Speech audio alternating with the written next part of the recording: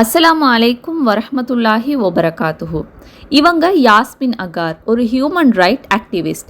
இவங்களும் ஃப்ரீடம் சுமித் ஃப்ளோட்டிலால் பயணிக்கக்கூடிய ஒரு மிகவும் முக்கியமான ஒரு நபர். இவங்க பயணித்து கொண்டிருக்கும் போது இந்த பயணத்தை பற்றி ஜெர்மன் அரசு ஒரு தகவலை சொல்கிறாங்க.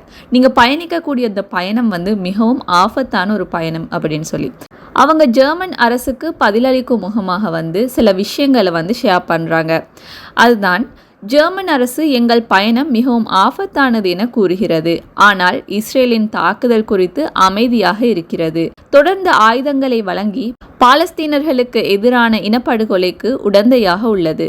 இஸ்ரேல் நம்மை தாக்கினால் அதற்கு ஜெர்மனும் பொறுப்பு கூற வேண்டும். மனித உரிமைக்காக நீங்கள் பேச மறுக்கும் போது நாங்கள் பேசுகிறோம். ஜெர்மன் அதன் வரலாற்றை மீண்டும் சொல்ல தொடங்கும் வரை நாங்கள் அமைதியாக இல்லை. எங்களுக்கு வெறும் வார்த்தைகள் தேவையில்லை, எங்களுக்கு நிஜமான தீர்வுகளே தேவை அப்படின்னு சொல்லி அழகான ஒரு தகவலை அவங்க ஷேர் பண்ணியிருந்தாங்க.